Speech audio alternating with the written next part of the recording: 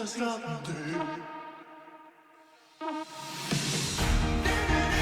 ¿Qué vas a hacer? Esa es la vida.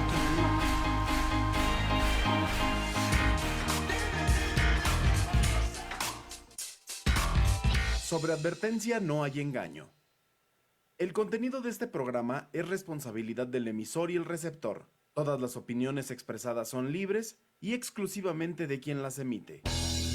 Adicción Comunicación. Lo quiero todo.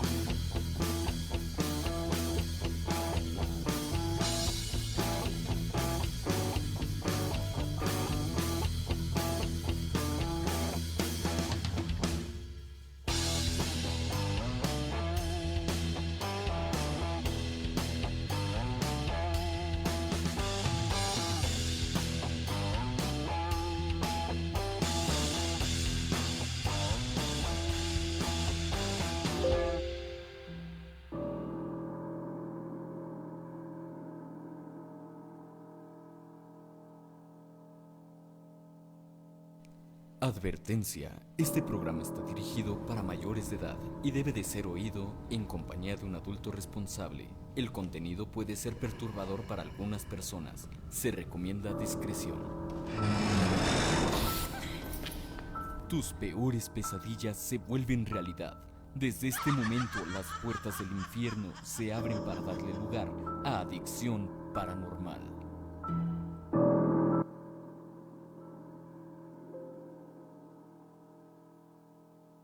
Buenas noches, bienvenidos a una emisión más de Adicción Paranormal. Hoy, martes 3 de marzo del 2020, siempre se me va la fecha. Bienvenidos a este espacio que se abre martes y jueves, en el cual tocamos diferentes temas: ángeles, demonios, cartas, muertos, pero cine, ya hemos tocado pero hay un espacio especial que a mí me gusta mucho, que hace mucho no tocaba, hace mucho no hablábamos de esto, y pues me encanta pues otra vez tener grandes invitados, grandes escritores, y el tema de hoy es precisamente esto de la literatura, los monstruos en la literatura. La literatura muchas veces a lo largo de nuestra vida, a lo largo de la historia, ha contado historias, para valga la redundancia, las cuales muchas veces se han hecho realidad, y esta realidad nos muestra un panorama un poco a veces apocalíptico, otras veces un futuro inevitable, y otras veces muestran fantasías que al final de cuentas tienen los humanos. Y pues en cabina me acompañan ahorita, en un momentico ya se va a conectar otra persona, pero va a ser por llamada porque tuvo un accidente lastimosamente y no nos pudo acompañar en mesa, pero le doy la bienvenida a Daniel Bernal. Uy, me enredé con tu nombre, Dani. ¿Cómo estás? Buenas noches. Hola, John. Bien, gracias. Gracias por la invitación. No, pues milagroso que esas se fresean. Les decía Mike hoy, les decía, no, se cotizan, y ya para reunirnos toca con cita previa de un mes de anticipación. Es chica, no, ya desde que es famoso ya no quiere venir. Oye, el agua. Y pues también tenemos a Miguel Lara, escritor también. Miguel, ¿cómo estás? Y conductor de Bebiendo, que hace mucho no hace programa, pero pues ahí todavía está el título, él empezó el programa, entonces yo quién soy para decir lo contrario. Estoy cobrando regalías nada más, amigo. De eso se trata esto, ¿no? Buenas noches, muchas gracias por la invitación. Aquí estamos. Sí, bueno, la literatura, ¿por qué? ¿De dónde empieza esta parte de los monstruos? ¿De qué categoría viene? ¿Qué onda con la literatura y los monstruos? Me volteas a ver a mí. Órale, vas. El miedo es una de las emociones más antiguas y poderosas de la humanidad, amigo. El miedo es esa fuerza que nos ha impulsado en muchos casos a permanecer ocultos y en otros casos a movernos. Y es un elemento fundamental de los mitos, ¿no? Los relatos más antiguos que existen. Es un elemento también muy presente en los sueños, muy presentes en la tradición oral, y como tal pues ha permeado en la literatura como uno de los géneros más antiguos. En ese sentido ha mutado y ha evolucionado de una manera muy interesante, pues como una energía arquetípica de la humanidad, ¿no? Entonces en este caso el miedo a lo desconocido es un motor que ha impulsado un montón de obras, a un montón de conquistas, la fundación de países, la fundación de naciones, la fundación de religiones. Entonces, pues nos encontramos frente a un tema que para la humanidad, insisto, es vital.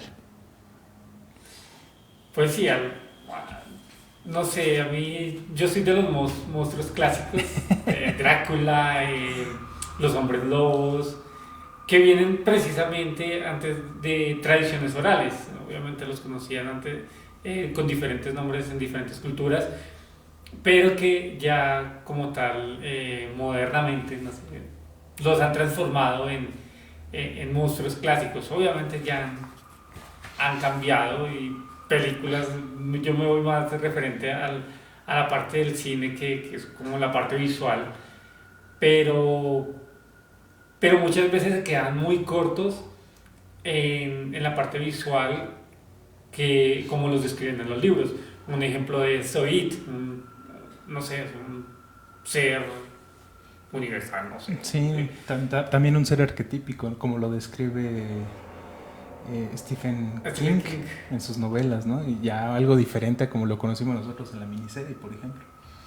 Es que además los monstruos van cambiando con la época en la que se va leyendo, ¿no? Hoy sería muy difícil que te espantaras por un vampiro, ¿no? Digo, los vampiros han ido perdiendo tal fuerza que ya ahora son adolescentes enamorados y brillan. Cosas guapazos. Exacto. Cosas que ya no tienen mucho sentido, ¿no? En cambio antes pues sí era una cosa terrorífica, ¿no? Yo creo que también todo esto de los monstruos inició, como decías, en la mitología, pero sobre todo por encontrarles explicación a lo que no se conocía, ¿no? Es decir, hay un caso del esqueleto, del cráneo, perdón, de un elefante bebé. Entonces, cuando tiene los ojos muy juntos, pareciera que tiene uno solo, y de ahí sale el mito de los cíclopes, ¿no? Claro. Que son todos estos... Tú ahorita, por ejemplo, estás hablando de Drácula, del hombre lobo, pero los primeros monstruos son los de la mitología, ¿no? Entonces, si nos vamos desde la Ilíada, la Odisea, te vas a encontrar una serie de criaturas horripilantes que eran pues, increíbles, ¿no? Digo, están los cíclopes, con toda la historia de Polifemo, que narra en la Odisea, que es un cíclope, era una isla donde vivían los cíclopes, que eran gigantes y que eran pastores, ¿no? Entonces, Ulises, que es el héroe, u Odiseo, es el mismo, pues se ve atrapado en la cueva en la que habitaba Polifemo, que era el cíclope más rudo y malo de la región, ¿no?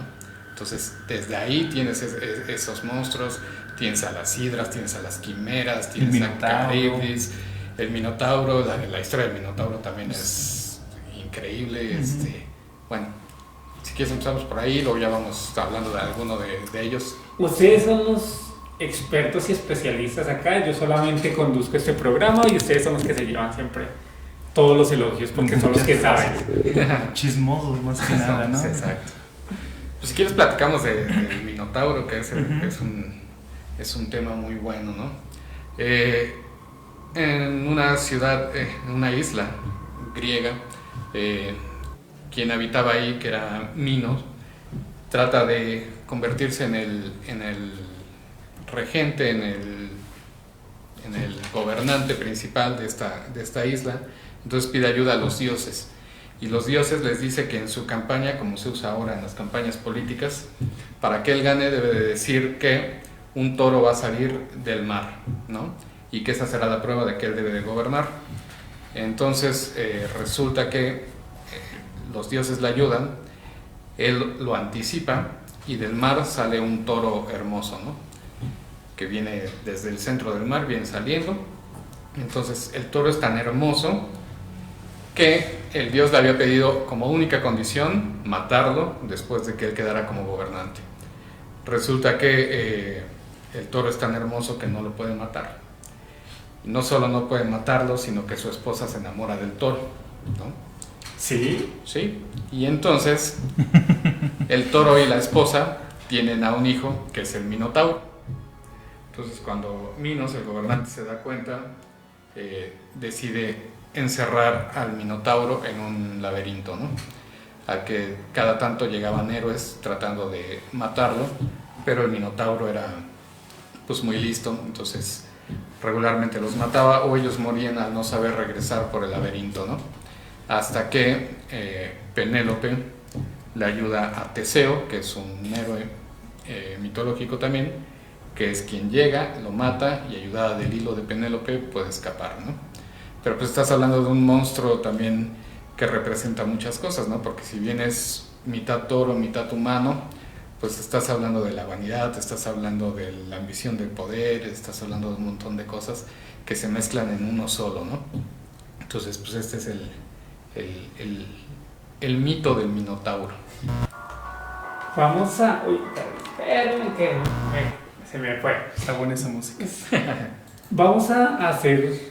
Teníamos otro invitado, sufrió un accidentillo y no pudo venir, pero la tecnología está para utilizarla y pues vamos a comunicarnos con él pues a través de línea telefónica. Pero ya me acuerdo, déjenme un segundo.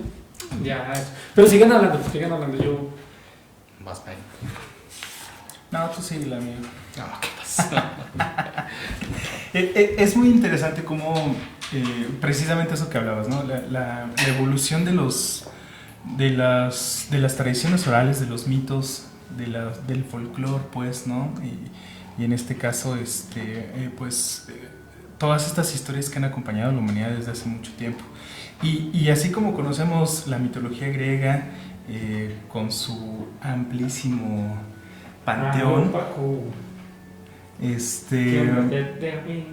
No, sigan. parece que ya tenemos a Voy Paco en a la hacer línea. una prueba para ver si te puedo incluir de una vez eso. También de este lado han existido algunos seres Claro. interesantes, ¿no? Es muy común hablar todavía en los pueblos de los chaneques, Los ¿no? nahuales. Los nahuales, Pues, las bolas de fuego en el cielo. Y son estos primeros intentos de comprender las fuerzas de la naturaleza, ¿no? De darles un nombre y de también tratar de explicar las energías que rigen el mundo, ¿no? Los tlaloques, por ejemplo. Creo que ya Paco está en línea, puede ponerse los audífonos a ver si lo escuchan. A ver si es más fácil. ¿Puedes hablar, Paco, por favor? ¿Sí lo escuchan? No.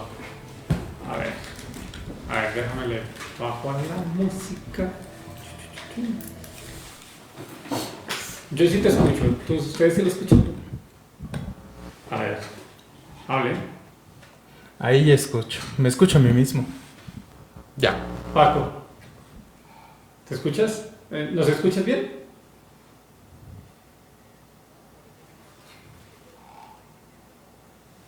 No, pero por el teléfono no nos escucha. Ok. Denme unos segundillos que eso es... Telepatía. Exacto. A ver. Paco. Uy. A ver. ¿Ustedes ya escuchan a Paco? Sí. ¿Y tú nos escuchas, Paco? Escuchamos a Paco y a Tania. Sí. También. Sí. ¿Dónde está el pan?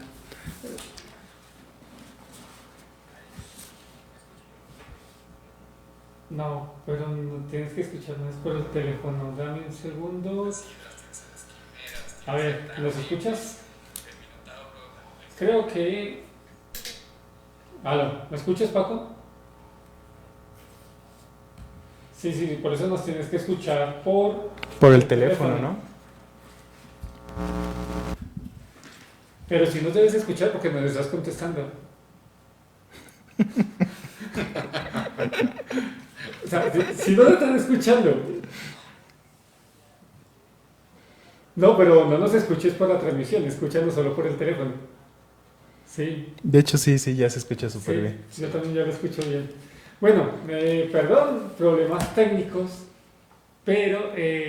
hola Paco, ¿cómo estás? Bien, amigo, gracias. ¿Qué pasó? ¿Cómo? ¿Todo chido? Paco, ¿sí escuchas a Miguel? ¿Cómo estás, amigo? También. Bueno, Paco nos está... Paco en este momento está desde Tenancingo. Sí. Desde Tenancingo. Obviamente, pues la tecnología está para comunicarnos. Les pido una disculpa por aquí el ese, pero pues ya, creo que ya nos escuchamos bien. Bueno, Paco, estamos hablando de literatura. Bueno, Miguel está hablando de los chaneques. Sí, estábamos hablando un poquito de también el folclore mexicano o el folclore mesoamericano, ¿no? Referente... Sí, que seguramente Paco también tiene un amplio bagaje en eso, ¿no, amigo? Tú te la sabes más que yo.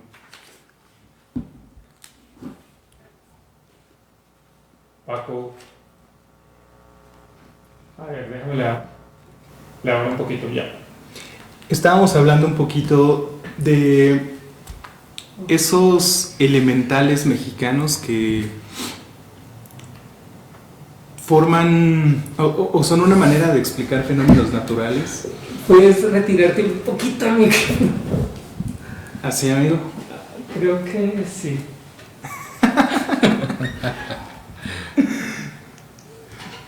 A ver, ahora sí. Hola.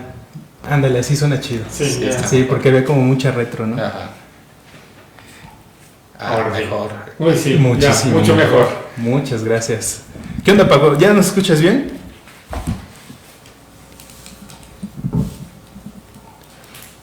Entonces, pues hablábamos un poquito, o bueno, más bien estábamos mencionando un poquito estas energías o estos seres como explicaciones de las energías de la naturaleza, como explicaciones de los fenómenos naturales, como explicaciones también de los fenómenos geológicos, amigo, ¿no? Como maneras de explicar los terremotos, los rayos, las fuerzas que hacen aparecer el día y la noche, por ejemplo, o el sol y la luna. Y pudiéramos mencionábamos hace un momento a los chaneques, a los tlaloques, a los... hay diversos tipos de gnomos también, las quimeras, amigo, ¿no? La tlanchana. La tsisimime. Claro, la También, tzitzimime. que esas son muy terroríficas, también locas. Pero a ver, Paco, tú cuéntanos qué sabes de esto. Sí, monstruos mexicanos o monstruos en general.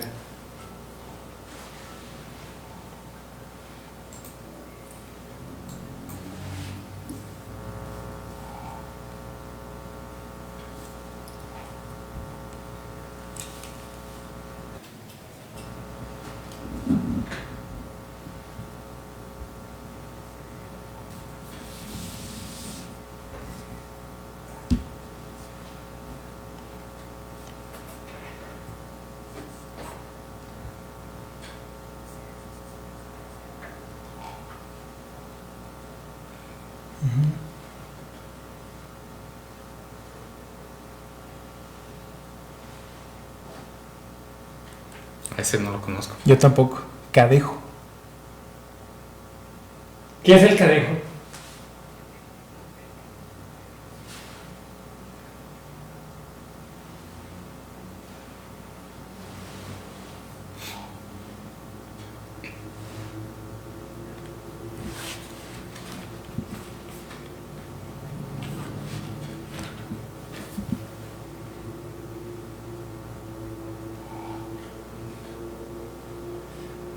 Sería como un perro, no, como el animal guía de que tenía.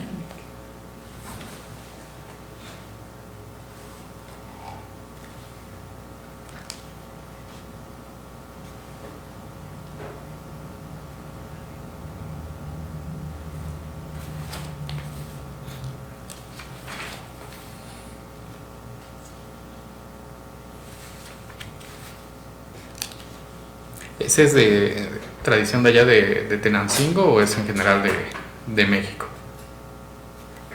¿Es mexicano? Yo nunca lo había escuchado. Sí, no, yo tampoco. El cadejo.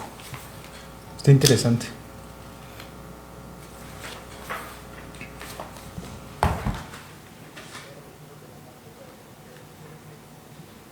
Ok. Pues, uy, ahora sí. ¿Puedes hablarnos sobre un poquito mejor? Paco, ¿ya lo escuchas mejor? Yo sí lo escucho mejor. Sí, sí, se escucha bien, Paco. Sí, sí, te oímos bien.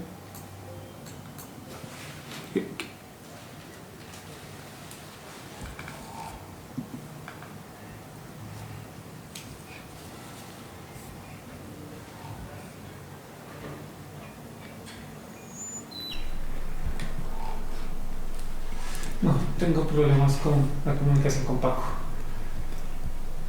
Entra un poquito de retroalimentación, ¿no? Ese es el horror Sí. de la transmisión en vivo. La que está hablando, no sé. ¿No?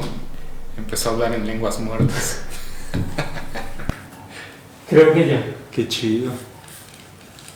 Me tocó colgarle a Paco porque no lo escuchábamos. Ahorita le vuelvo a marcar. Ya sé cómo. ¿Ya Ya la sé cómo. colgaste? Sí, ya la colgué. Sí, porque nos está diciendo Michelle que Paco no se escucha. Entonces, lo mejor. A ver, lo voy a llamar por Skype. Más fácil.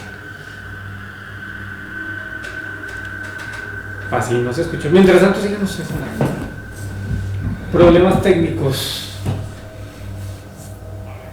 El simbolismo del perro también es un elemento común en muchas culturas, ¿no, amigo? Justamente ahorita que platicaba pues de ese guardián, de esa guía, tanto en este mundo como en el siguiente, pues es un elemento común en diferentes culturas mesoamericanas. Se sabe de muchos entierros donde junto a una persona lo acompañaba su perro.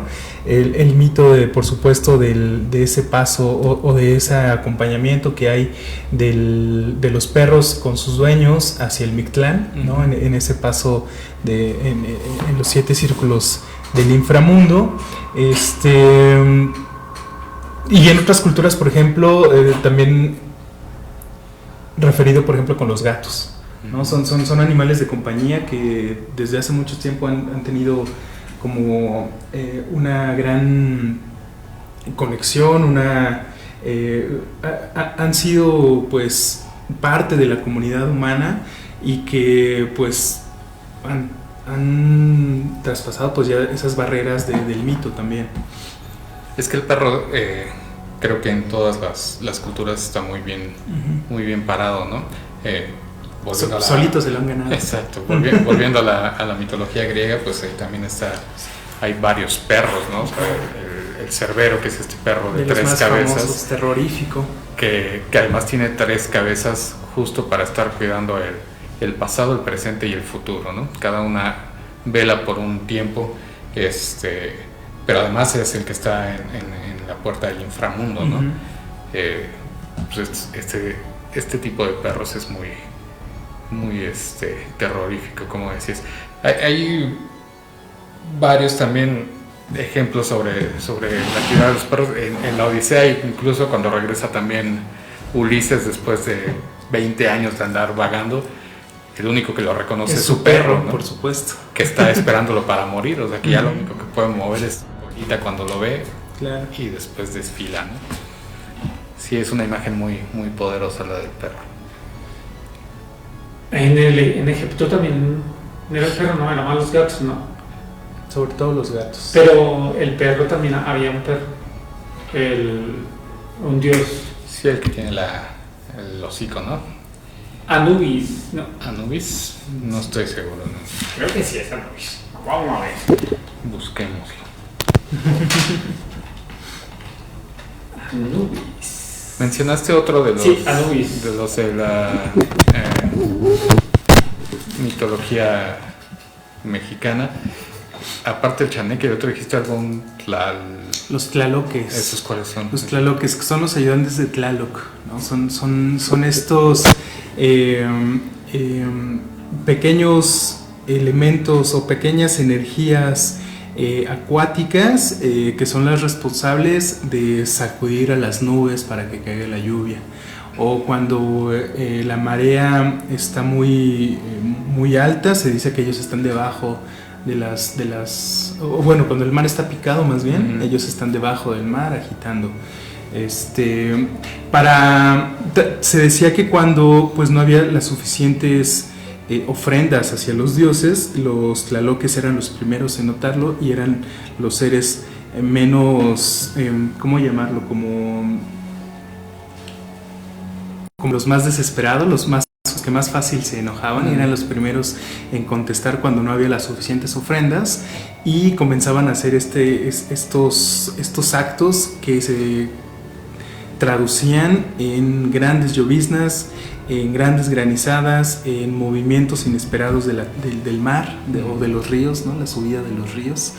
Entonces, por ejemplo, en el mito de la creación, también son los encargados de verter estos pozos de barro hacia la tierra, una vez que Quetzalcóatl rescata los huesos sagrados del inframundo y que con los que comienza el ciclo del maíz y todo esto, ¿no? Entonces son estos pequeñitos seres que tienen ahí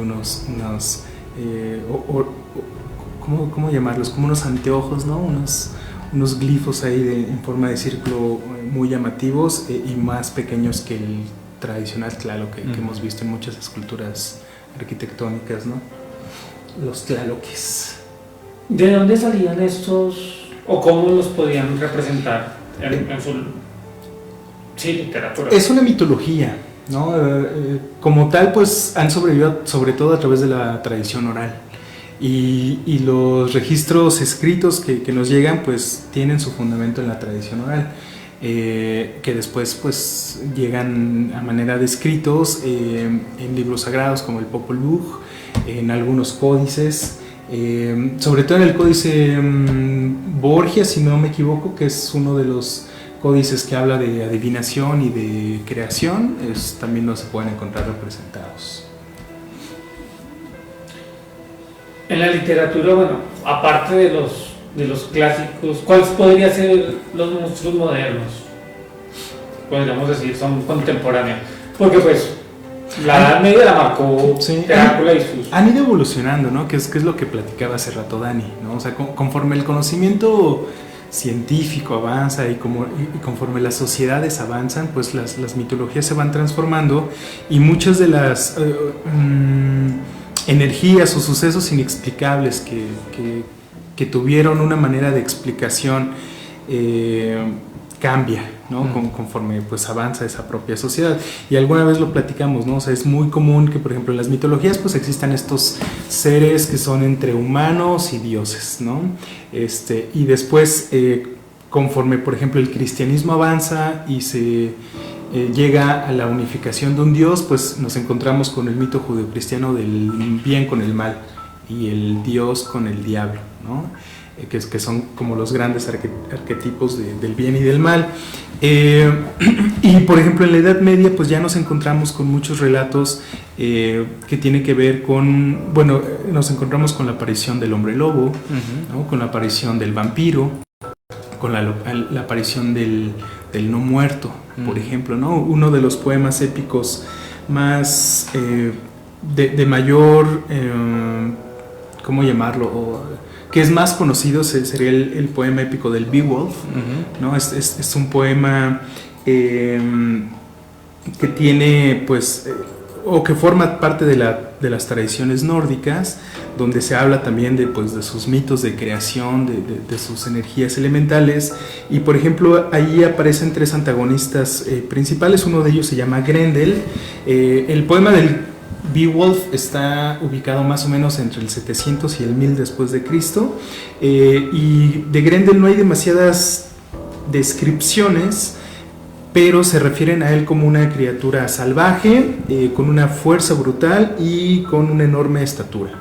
Entonces, a lo largo de los siglos se puede identificar como un demonio, como un gigante, como un ogro, como un orco, incluso como un licántropo, y en algunos textos también lo mencionan como un hijo de Caín, que son también, igual cuando nos seguimos en ese tipo de mitologías, pues son todos los expulsados que su estirpe pues se convierte o van haciendo como demonios, ¿no? Una y otra vez.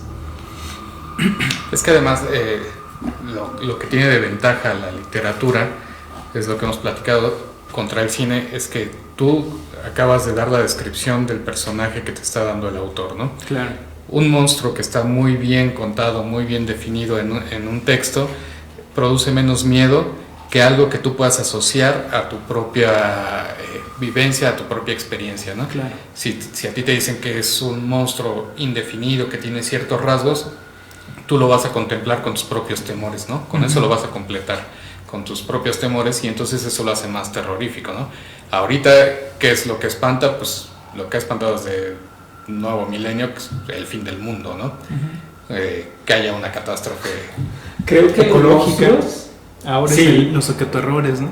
los monstruos son virus, son pandemias, y Sí, claro.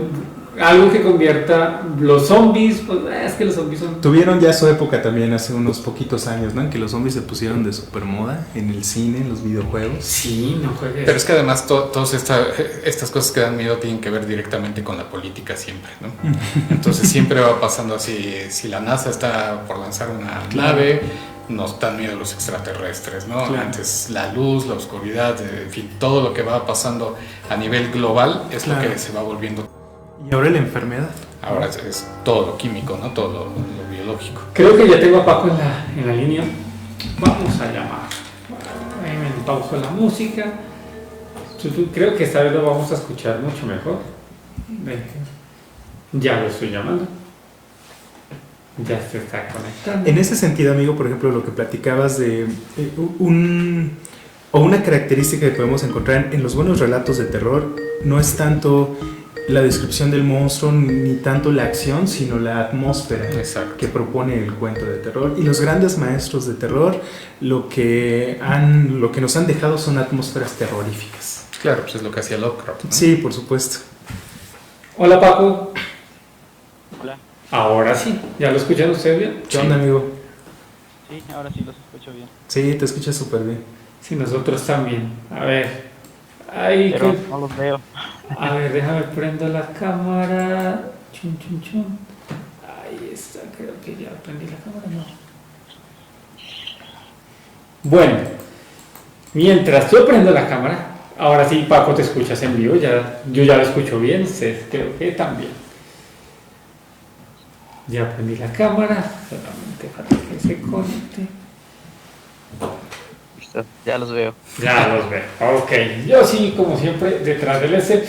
Ahora sí, una disculpa, habíamos tenido un poco de problemas técnicos, ya creo que lo solucionamos. Y ahora sí, Paco, estamos hablando, bueno, acá también que dice, hablen de los nahuales, que allá en Malinalco habían muchos de ellos. ¿Cómo saben que hay muchos de ellos? Y pues se supone que es algo mítico o místico. Y así. Pues simplemente se dice, ¿no? La verdad no es que no tenemos la certeza, pero yo creo que por lo mismo de que se practica mucho el chamanismo y todo esto, pues sabemos de los nahuales que es prácticamente como una especie de hechiceros que son capaces de transformarse en un animal cualquiera. Sería como una bruja. No sé si ustedes están algo así. Porque las Son brujas... diferentes versiones. Se supone que las brujas son las que se transforman en... Bueno, ya en Colombia se transforman en... Que sería como la castellanización del término nahual mexicano, ¿no? Cuando los españoles llegan y traen su mitología, pues ellos hablan, ya llevaban un rato quemando brujas, acuérdate, quemando herejes. Entonces, pues todo lo que por aquí era visto desde el otro punto de vista, pues eran sus brujas, sus demonios, ¿no? Era lo que ellos conocían. Pero sí, como dice Paco, los nahuales eran más bien hombres de gran conocimiento que a través del trabajo físico y espiritual lograban convertirse en diferentes elementos. no solamente en animales, sino también en fuego, por ejemplo. Apenas me contaron una historia ahora en la feria de minería, justo de un nahual que habitaba aquí en el Calvario.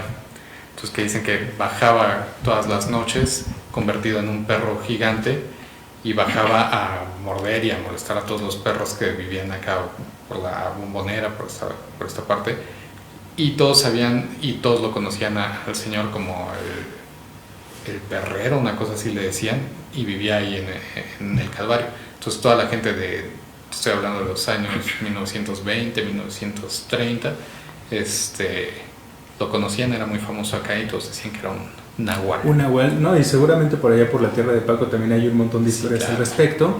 Yo tuve la fortuna de conocer al maestro Arturo Mesa, que vive allá en la zona de Malinalco. El maestro Arturo Mesa es un académico que ha dedicado toda su vida a estudiar pues temas antropológicos, históricos, de idiomas, del calendario mexicano, ¿no? Y pues ya lleva muchos años radicando en la zona de Malinalco, que pues es un lugar muy importante también por el gran teocalli que tiene, ¿no?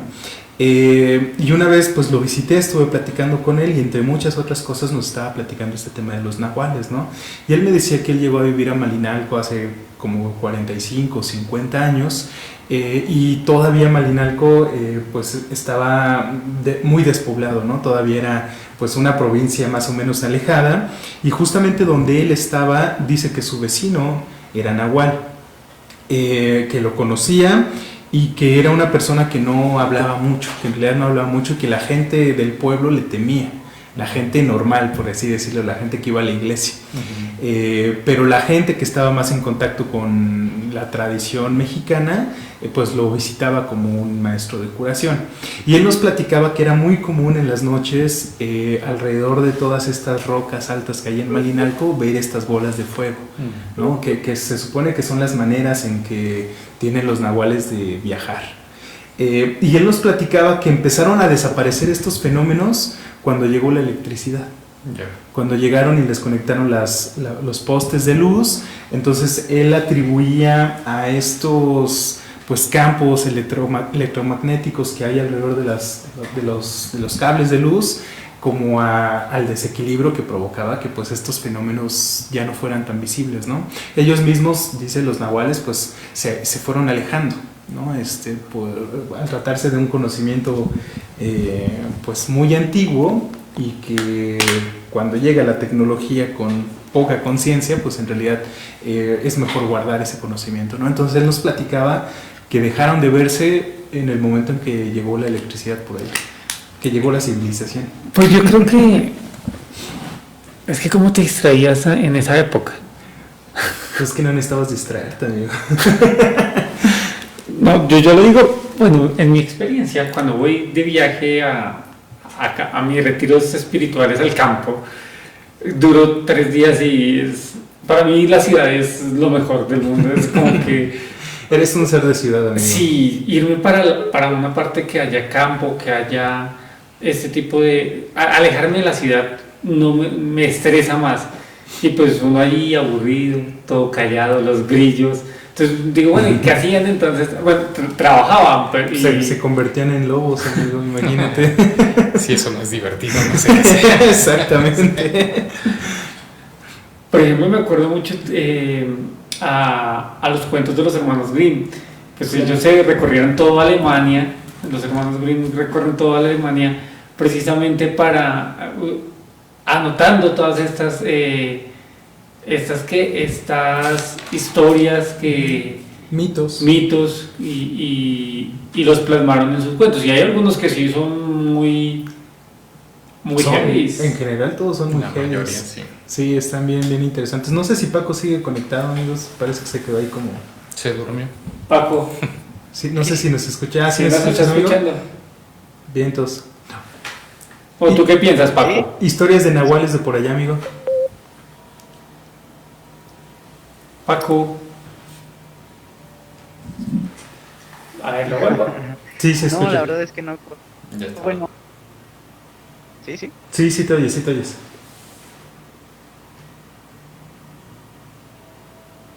Y eso que tú, Paco. A ver, lo vuelvo a marcar. más fácil.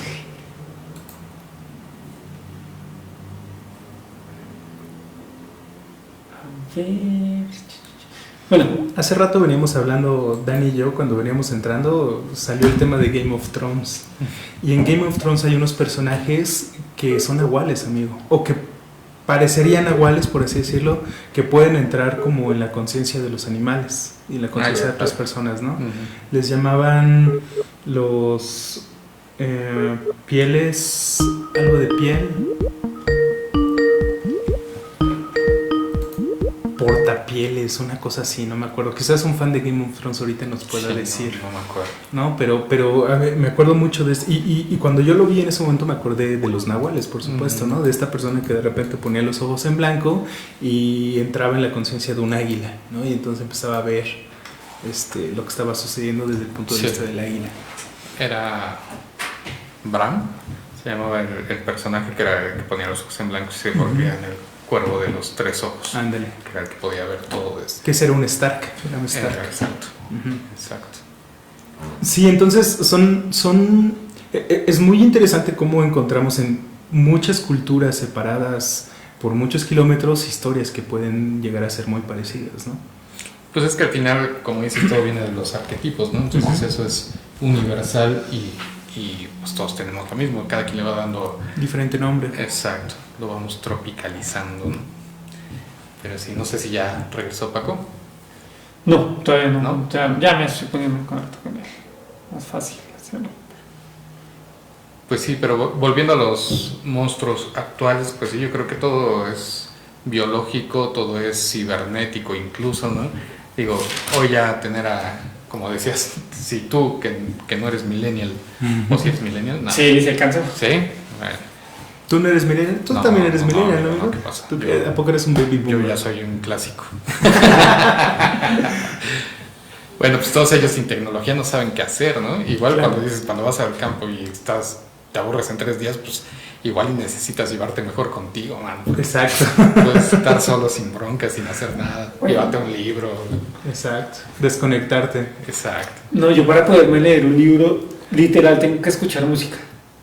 No puedo solamente sentarme a leer el libro, me aburre. Si me pongo música, me puedo quedar ahí leyéndolo, pero si no, no. Eso es lo que nuestros antiguos llamaban el mitote, amigo, el ruido en tu cabeza. Como dice mi amigo Dani, el no conocerte a ti mismo. Pero bueno, dejemos la terapia para otro día, ¿no? Hay una obra, cuando estaba revisando pues más o menos lo que íbamos a hablar, traigo algunos personajes, por ejemplo, de Lovecraft, ¿no? Que no podemos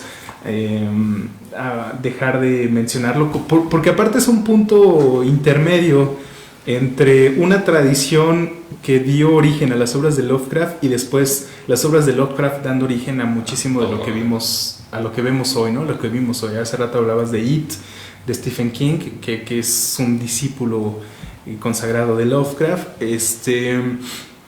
Pero revisando y más o menos como en esos años, aunque bueno, en este caso que les voy a hablar es posteriores de 1951, una novela bien interesante que se llama El Día de los Trífidos, de John Wyndham, un británico. Hay algunas versiones cinematográficas del Día de los Trífidos que surgen a partir de los años 70 y los 80, pero esta novela es una novela posapocalíptica y que tiene que ver con los ecoterrores, ¿no? Y la escena, por ejemplo, una escena muy famosa del cine, que es la de 28 días después. ¿Recuerdas esta escena inicial donde está este cuate despierta en un hospital sin saber nada y de repente se da cuenta de que el mundo está devastado? 28 días después, la de los zombies. Es una gran película. Gran película. Pues esa escena inicial está basada en esta obra, ¿no? El Día de los Trífidos. Justamente así comienza la historia. Se trata de un personaje que despierta en un cuarto del hospital con un vendaje en los ojos y comienza a llamar a sus enfermeras y a preguntarse qué está pasando. No escucha nada. Hay un completo silencio y a lo lejos se escuchan unos quejidos, ¿no? Entonces, después de un ratote, de estar pues atemorizado sin saber qué hacer, pues se decide a quitarse las vendas y se da cuenta de que puede ver bien. Sucede que un día antes la humanidad estaba esperando un evento astronómico, el paso de un cometa, unas luces verdes que aparecieron en el cielo. Resulta que estas luces verdes, no quiero dar demasiados spoilers, pero resulta que toda la gente que vio las luces queda ciega. Entonces, a esto que tú estabas diciendo, ¿no, amigo? Vivimos en una sociedad completamente visual, y entonces imagínate que un día despiertas y pierdes ese sentido tan preciado, ¿no? Solamente algunas personas que no presenciaron eso, una porque estaba borracha y estaba inconsciente, se salvó. Otros que, por ejemplo, los ciegos que ya sabían cómo estaba, o bueno, más bien que viven con la ceguera, pues no tenían secuelas. Pero sucede que ese fenómeno en el que todos quedan ciegos no es el núcleo de la historia, es algo que sucede que no se sabe por qué, pero existen unas criaturas que son unos híbridos entre vegetales y animales, tienen un tallo ancho, como un tronco de árbol, miden aproximadamente 2 metros y se mueven con unas raíces en configuración de 3, ¿no? Creo que ya Paco está. ¿Ahora sí nos escuchas, Paco? Paco. Creo que no. Entonces son los trífidos, que son estos, insisto, son unos híbridos entre vegetales y animales que tienen movimiento, que pueden caminar, que lanzan un veneno a los animales grandes, a los humanos los pueden matar con este veneno y después alimentarse de la carroña de esos restos, y que fueron creados en un laboratorio varios años antes, y que se utilizan porque su aceite es un aceite de gran calidad para todos los usos humanos, ¿no? Entonces hay unas fábricas completas que tienen trífidos ahí atrapados, de los cuales se les extrae el aceite para consumo humano. Hay gente que en su casa tiene trífidos en el jardín y toma el aceite para cocinar y para aceitar su auto, y entonces cuando la humanidad cae en este colapso por la pérdida de la vista, los trífidos toman el control, ¿no? Entonces es una novela post-apocalíptica, donde pues hay unos personajes que están tratando de escapar de estos trífidos asesinos que se están dando un festín, amigo, y que avanza durante varios años hasta encontrarnos con diferentes tipos de sociedades, ¿no? Algunas sociedades sectarias muy reducidas, muy pequeñas, tratando de sobrevivir a través de su religión, y otras resurgiendo en sociedades feudalistas, donde la gente que todavía tiene la capacidad de ver son los reyes, son los poderosos, que pasan su poder a través de sus hijos, y todos los humanos ciegos son los siervos, ¿no? Fanny pregunta, ¿qué opinan de los monstruos en la época antigua? Los héroes de las epopeyas sí que enfrentaban monstruos. Sí, claro, pues era lo que hablábamos justo de Odiseo, ¿no? Odiseo, valga la redundancia, en toda la Odisea se enfrenta a varios de estos monstruos, ¿no? Empezando por los cíclopes, después va por Caríbdis e Escila, que son 2 monstruos marinos, uno se manifiesta como un torbellino enorme, el otro es un monstruo que tiene varias cabezas, algunos dicen que de perro, otros dicen que de cabra. El caso es que cada uno tiene en sus fauces 3 hileras de colmillos y son 7 cabezas las que tiene este monstruo, ¿no? Entonces por eso Odiseo decide irse sobre él, porque prefiere perder a 7 de sus hombres a perder todo su barco, ¿no? Lu Mejía dice, ¿qué libro es el que está diciendo Mike sobre la humanidad y la vista con los trífodos? El día de los trífidos. El día de los La noche de los trífidos. La noche. Que no, el día de los trífidos. Me recordó también al ensayo sobre la ceguera, ¿no? Claro. Que al final es otro temor, ¿no? No es un monstruo, pero es un temor que perdamos alguno de los sentidos, que toda la humanidad pierda uno de estos sentidos, que en este caso es la vista igual. Y como decías, los que son ciegos de nacimiento se vuelven en automático los reyes, ¿no? Porque ellos ya saben vivir con esto. Nosotros, si nos volvemos ciegos mañana, seremos como topos. Completamente discapacitados, ¿no? Exacto. Y ellos podrán hacer su vida y pasarían a tomar el poder sin ningún problema, ¿no? Exactamente. Esto que, por ejemplo, que preguntaba Fanny acerca de los relatos mitológicos, tiene mucho que ver con la vía del héroe, amigo. Claro. ¿No? Que es una figura narrativa que nos ha... Ajá, la forja del héroe, exactamente, que nos ha acompañado desde siempre y que hasta hoy en día sigue siendo parte fundamental de un montón de literatura, de un montón de cine, de un montón de historias, ¿no? Y que tiene que ver con esta historia o con esta narrativa donde el ser humano, a través de sobrepasar las adversidades, adquiere conocimiento, adquiere experiencia y sobrepasa el destino trágico al que estaba destinado para alcanzar un estado de iluminación. Que además el momento clave de esta forja del héroe es cuando él se da cuenta que es un héroe, ¿no? La anagnórisis. Exacto. Que él no sabe que lo es y cuando lo descubre ese es el momento crucial de la historia de todo héroe. Exactamente. ¿No? Que eso, o sea, hay talleres y seminarios, sí, claro, nada más para hablar de la forja del héroe, ¿no? Es de verdad uno de las líneas míticas que como humanidad compartimos y que nos ha puesto en el momento en el que estamos. No conocerlo es no conocernos a nosotros mismos, pues, no estudiarlo, no darnos cuenta de ese tipo de narrativa que forja el carácter de las personas y por lo tanto también de las civilizaciones. Pues es andar ciegos. Exacto. Dice Lu Mejía, con respecto a los monstruos, ¿qué piensan con respecto a la leyenda de The Rake, o también conocido como el rastrillo? Yo no lo conozco. No sé de qué habla. Que nos platique. Sí, platíquenos, Lu. El rastrillo. Yo no lo había escuchado nunca. No, yo tampoco. A mí escucho el rastrillo y me acuerda a Silent Hill, al de la pirámide que tiene en la cabeza. No sé por qué, pero no, tampoco conozco. No, yo nunca lo había escuchado. No, estaría interesante. Bueno, yo creo que vamos a hacer una pausa. Vamos a tomar alguito mientras eso, después de todos los problemas técnicos que tuvimos. Lo voy a dejar hablando de los cuentos de los hermanos Grimm, los voy a dejar con la historia de la Bella Durmiente, pero la de verdad. Ahorita regresamos, esto es Adicción Paranormal, ya regresamos. Escriben que los cuentos que he narrado son aterradores y no sabían que los hermanos Grimm podían ser tan oscuros.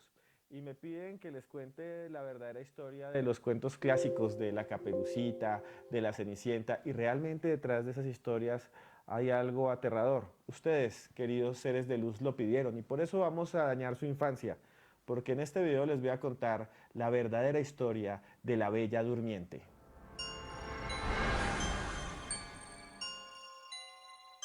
Todos pensamos que La Bella Durmiente es una historia en la cual una mujer se queda dormida y es rescatada por un príncipe azul que le da un beso y es el amor verdadero y triunfan frente a los horrores del mundo y vuelven a ser reyes justos y buenos y comen perdices y son completamente felices. Mentira. El origen de La Bella Durmiente es cruel y horroroso. La versión que nosotros leemos corresponde a un libro de un francés llamado Charles Perrault, que escribió algo que se llama Los cuentos de Mamá Gansa. Allí aparece este cuento todo rosado, todo celeste, todo hermoso, que también lo tienen los hermanos Grimm. Pero lo que no nos dicen es que se basan en una historia escrita por un italiano extraño. Un italiano que cuando murió, su hermana tomó sus cuentos y los publicó. Un italiano que se llamaba Giambattista Basile. En 1634 se publicaron sus cuentos en un libro bastante grueso y bastante prohibido después, en los que se inspiraron los hermanos Grimm y Charles Perrault. El cuento no se llamaba La Bella Durmiente, se llamaba Sol, Luna y Thalía, y se los voy a contar a continuación. Había una vez un reino enclavado en las montañas de Europa, en esa Europa central, agreste, llena de cerros con nieve. Allí, amigos míos, vivía un rey que era bastante hosco. Casi nadie lo quería, era un poco sanguinario. Tenía una esposa, iba a tener su único hijo. Su esposa parió, la reina, no un niño, no un príncipe, sino una princesa. Él esperaba un varón para dejarle su reino. Entonces golpeó a la reina y le hizo bastante daño. En venganza ella le mandó una maldición, pero después, con el tiempo, él quedó enamorado de su hija, como todo hombre, machista a veces, que quiere más un niño que una niña, y cuando se enamora de ella, descubre en el fondo que pesa sobre esta una maldición, porque llamó a todos los nigromantes, a los oráculos, y les pidió que le contaran el futuro de su princesita, a la que llamó Talía. Todos los brujos, todos los adivinos le dijeron al rey que esa niña tenía una maldición por lo que él le había hecho a su madre y que cuando cumpliera 15 años se iba a clavar una astilla de lino e iba a quedar dormida. El rey les creyó y desde ese día encerró a la niña en una habitación para que nada le hiciera daño y prohibió el lino y las astillas y las agujas en todo su reino. Sin embargo, un día la pequeña, que estaba en su habitación, empezó a restregar el piso junto con su criada para jugar. Había cumplido 15 años y cuando estaba estregando el piso se levantó una astilla, el piso era de lino y se la clavó y enseguida quedó catatónica, como si estuviera muerta. Había quedado como una estatua.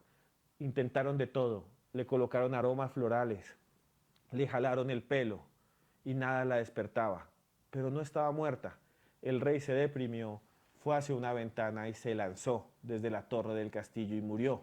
Los demás súbditos huyeron y el castillo, se dice, quedó maldito.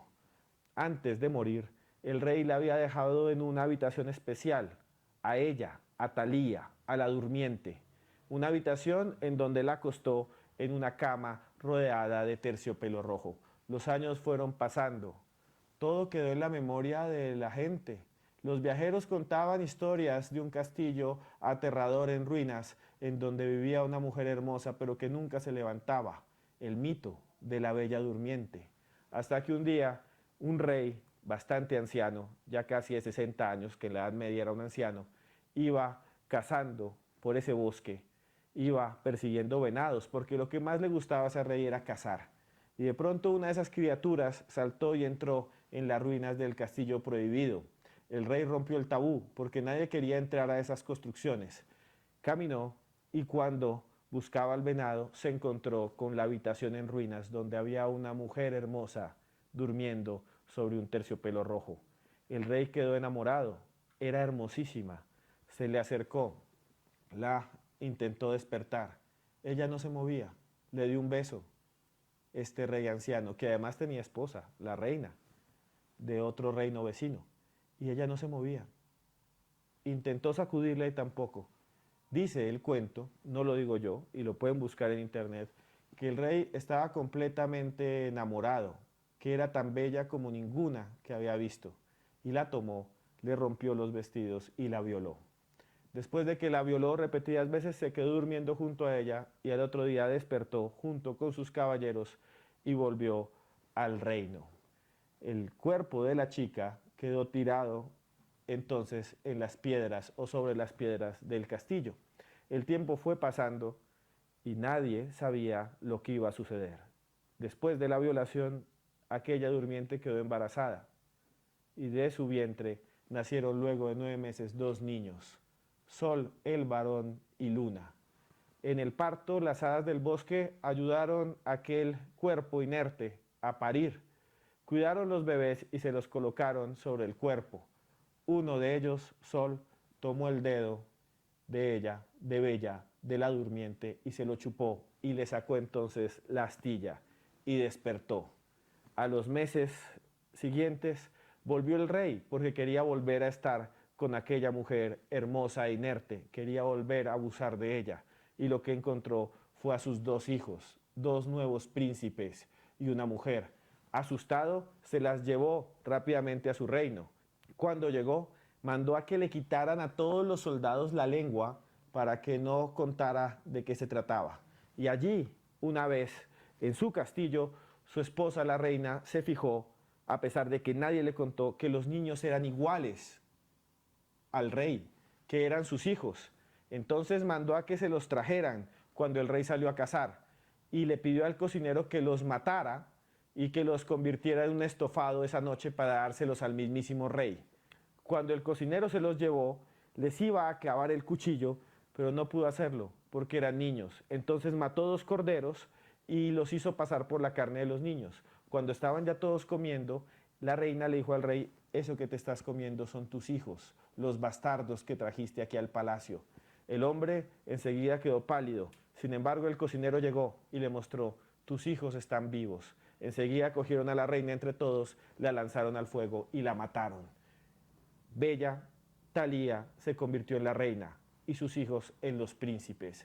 Y desde entonces vivieron felices en el castillo del rey violador. Esta fue la historia que les traigo hoy aquí en Un Mundo de Misterio. Es una historia real. Si quieren, búsquenla. Y de ahí surgieron todos los cuentos rosados de Disney.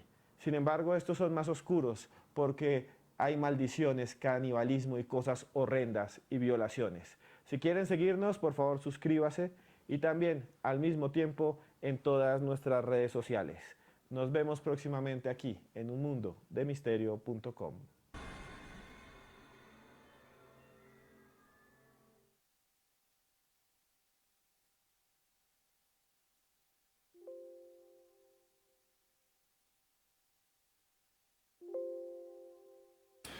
Bueno, continuamos en esta noche, martes 3 de marzo del 2020, siempre se me olvida la fecha, perdón, hablando de un poco de monstruos en la literatura. Hablamos ya de los nahuales, de los nahuales, estamos hablando un poco de diferentes monstruos, cómo han incursionado en la literatura y de cuáles son nuestros nuevos monstruos. Nos decía ahorita Miguel y Daniel que los nuevos monstruos son esta parte del fin del mundo, de cómo acabarían el mundo. Salud. Sorry. El coronavirus. Qué pena el coronavirus. Sí, qué pena. Qué pena para el que haga el programa mañana. Pero de por sí, las pandemias es algo que está de moda ahorita sí, está de moda. Ahorita varias películas han tratado precisamente de relatar cómo serían, cómo acabaríamos y cómo sería nuestra extinción. Pero de por sí siempre se lo han imaginado, el apocalipsis sería como un cuentillo de cómo acabar. Sí, pues es que ya, mira, ya pasamos de los fantasmas, ¿no? De los hombres lobo, de los vampiros, de los zombies. Y ahora, insisto, por el tema del avance tecnológico y científico, pues también nos damos cuenta de que buscar vida, así como tú y como yo, es tal vez un sueño demasiado guajiro, ¿no? Y que la vida tiene como una amplísima gama en la que puede manifestarse, con la cual probablemente no tengamos idea.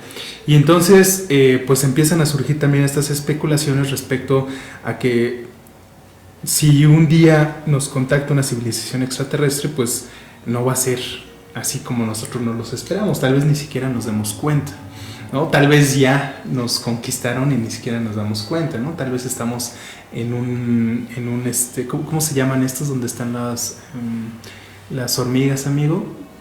En una, pues como en una colmena, ¿no? Dentro de un frasco, siendo pues criados por una raza superior, ¿no?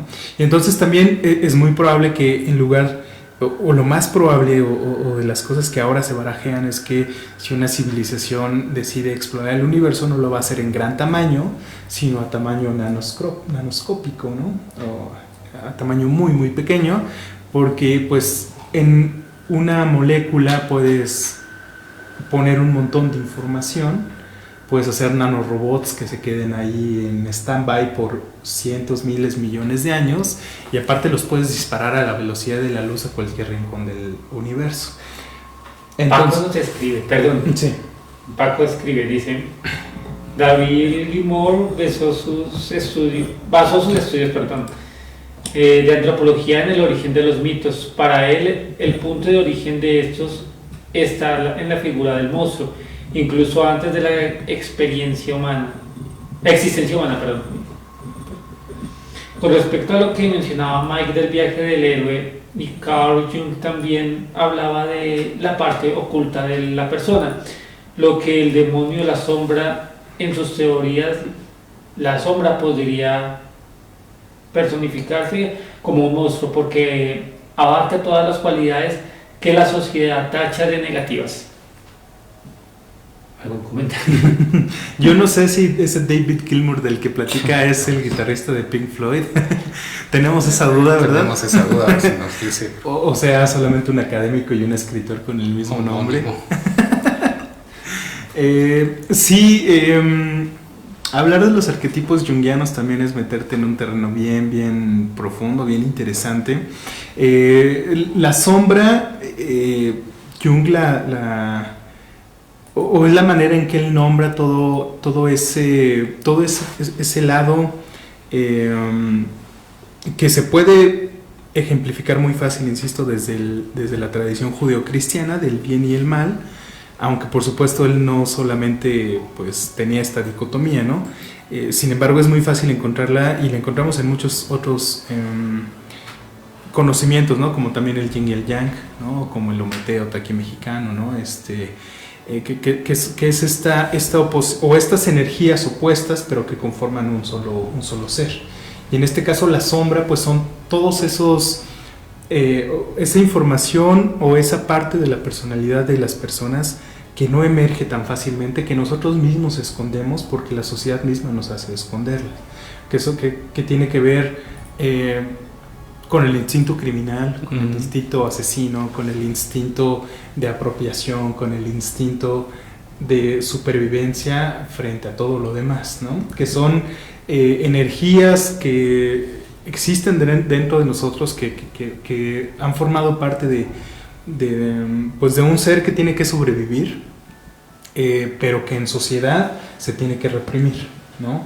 Cuando estas energías no son canalizadas adecuadamente mediante los mismos convenciones sociales, ¿no? Como la familia y la educación y el acceso a bla bla bla, pues puede emerger de maneras que nosotros conocemos como criminales o como neuróticas, ¿no? Y entonces muchos de los estudios junguianos pues cuando tratan a una persona con una neurosis pues lo invitan a visitar la parte de la sombra, ¿no? Como una manera de conocer esa energía que inconscientemente está dominando tanto su psique como su manera de ver el mundo.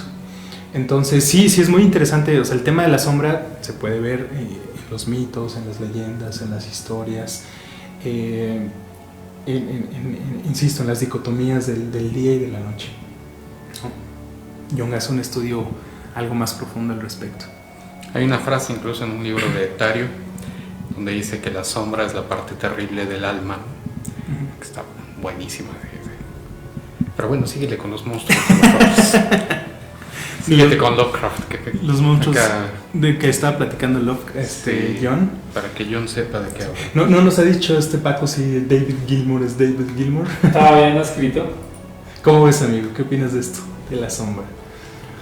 Yo, como les dije en el primer programa de asesinos que tuvimos, yo digo que o sea, todos tenemos lo bueno y lo malo, pero hay algo, no sé qué, puede ser una circunstancia, una experiencia que vimos. Muchos asesinos así la despiertan. Me acuerdo de ese asesino ruso que vio cuando atropellaron a esta niña y decide recrear esta misma experiencia, y a partir de ahí empezó a matar. Y digo, de pronto todos la tenemos dormidas y en algún momento algo la despierta y empezamos a satisfacer nuestros deseos más, porque de verdad que no ha pensado en hacerle daño a alguien, o decirle qué pasaría y si hiciera algo, si matara a alguien, ¿qué haría? Y empiezan como estos pensamientos, y los psicólogos dicen es algo normal, pero de pensarlo, hacerlo, pues ya es algo que... Sí, por supuesto, sí. Pues sí, todos tenemos esta parte de la sombra y explorarla, pero no sé qué tan recomendable sería uno dejarse llevar por su sombra. Dani me mira así. Estaba pensando cómo hacerte daño. Sí, pues es que es normal, o sea, si un tipo en la calle se te cierra peligrosamente y casi provoca un accidente. Bueno, hay varios escritores que dicen que si no escribieran serían asesinos, ¿no? Que esta es la parte que te aleja, digamos, de todos esos supuestos que tú dices o que te imaginas, cómo matar a alguien, cómo hacerle daño y tal, pues es más fácil escribirlo que hacerlo realidad, ¿no?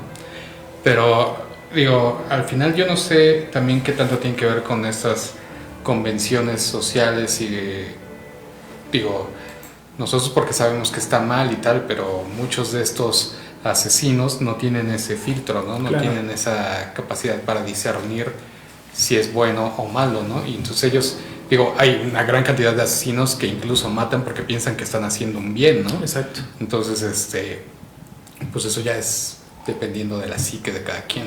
Paco ahora sí ya escribió, dice, es un antropólogo. Ah, Entonces bueno. estaba... Que toca la guitarra bien fregón. Dice, hablan de los monstruos de Tario. De Tario. Híjole. Tario. Vamos a contarles la historia del féretro, ¿no? Está Que bien loco. está muy bueno. Tario es un escritor, pues no muy conocido, que está Ahora agarrando, ya más a la está mano. agarrando un nuevo auge, ¿no? Se está convirtiendo en un autor ya mucho más conocido por un nicho de gente que aún así es muy específico quienes conocemos a Tario. Estuvo oculto, fue pues muy inadvertido, Underground. muy inadvertido en muchos años, y es un escritor mexicano de ascendencia española, pero nacido aquí en México, que pues digamos que fue de los primeros en hacer una literatura atípica, ¿no? Sí mezcla mucho la fantasía, pero desde un punto de vista también distinto a lo que se hacía en la literatura fantástica Muy de distinto. esos tiempos, ¿no? Estamos hablando de la década de los 40, donde empieza a escribir, los años 40, 50 y 60, Exacto. que es una evolución en su narrativa, pero desde sus primeros textos ya nos topamos con un escritor muy diferente a lo que estaba sucediendo en esos tiempos, ¿no? La literatura mexicana venía de la novela de la Revolución, ¿no? Estaba influenciada también pues por las obras europeas, que tiene que ver un poquito también con lo gótico, ¿no?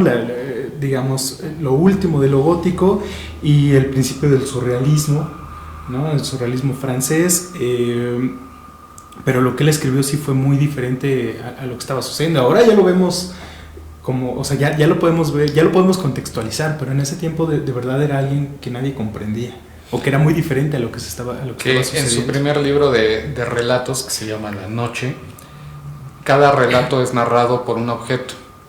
Entonces abre con, sí es el primero, ¿verdad? De La Noche del Féretro, abre con ese su libro, y quien narra es el féretro, un ataúd que está esperando a que lo compren, y ve cuando llegan por él. Es un ataúd además fresa, es un ataúd elegante, entonces cuando llegan es de los más caros. Cuando lo compran él va muy emocionado porque es como el destino final de todos los ataúdes que hay ahí, ¿no? Entonces los demás ataúdes lo ven así como con recelo, con envidia, porque a él ya se lo llevan. Los ataúdes se casan con el muerto, entonces cuando los entierran es la noche de bodas. Entonces los ataúdes tienen cuerpo, los ataúdes sienten, y los ataúdes están excitados incluso, ¿no? Entonces dice, bueno, ya me voy, seguramente la muerta que va a casarse conmigo va a ser una mujer guapa, va a ser una mujer joven, Alguien con elegante, quien va a pasar toda la eternidad. porque van a estar unidos para siempre, ¿no? Y resulta que cuando llega al velorio, pues el muerto es un hombre gordo, grande, desagradable, y además es hombre, Pudriéndose. Entonces ya. de repente lo ponen Exacto. en una posición copular, ¿no? Uno encima del otro. Entonces imagínate el terror del féretro al enterarse que va a pasar el resto de su existencia unido a este ser botijón. Pero además el féretro es hombre y el féretro no es gay. Entonces dice, ¿por qué me ponen a un hombre para mi noche de bodas? ¿Cómo voy a vivir con él para el resto de...? Y trata de deshacerse de él. Un libro publicado en 1946, si no me equivoco, amigo. No, 42, 43. 42, o sea, década de los 40, y que hoy te lo estamos platicando, John, y que nos deja así de qué hubolas con este tipo, ¿no? O sea, 80 años de que se publicó, y imagínate inusual de esta literatura? Normalmente a muchos muchos artistas abarcando esto, les pasa precisamente eso.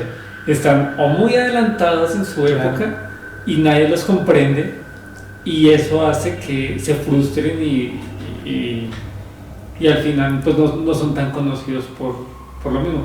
Pero no sabía de esto, o sea, también me quedé pensando de... Sí. A partir de los años 60, 70, la obra de Francisco Tario estuvo circulando entre las personas de mano en mano. Y era un círculo muy cerrado el que sabía de Francisco Tario. Se creó una especie de cofradía secreta que eran personas que habían leído y que habían encontrado la obra de Francisco Tario. Hasta pues ya los años 90, que pues es como redescubierto. Hay un par de escritores que se han dedicado a pues traer a la, pues no quiero decir a la masa porque ni siquiera a la masa ha llegado, pero sí pues ya con formatos más accesibles la obra de Tario. Ahora ya podemos encontrar las obras completas de Francisco Tario editadas por el Fondo de Cultura Económica, por ejemplo, que es Toledo y Suárez, ¿no? Toledo y Suárez, sí. Que serían los dos grandes publicadores de la obra de Tario. Sin embargo, hay muchos otros que insisto, se han encargado de incentivar o de dar a conocer su narrativa, entre ellos Ricardo Bernal, por supuesto, por el cual nosotros llegamos a la obra de Francisco Tario. Y pues sí, es un personaje, o bueno, más bien un escritor que hay que recomendar muchísimo. Es que imagínate, hoy cuando lees si lees Drácula, por ejemplo, te tienes que poner en el contexto de cómo era la vida en ese tiempo, ¿no? Para entenderlo, para que te dé miedo, para que lo lees ahorita con la luz o con música, como dices tú, y pues difícilmente te vas a espantar, ¿no? Es un cuento que puede leer un niño. Exacto. Y que se va a entretener, no tanto se va a espantar, se va a entretener, ¿no? Y sin embargo, la obra de Tario la puedes leer hoy, y aunque fue escrita a inicios de los 40, es igual de terrorífica, o sea, te habla de algo que nunca imaginas, ¿no?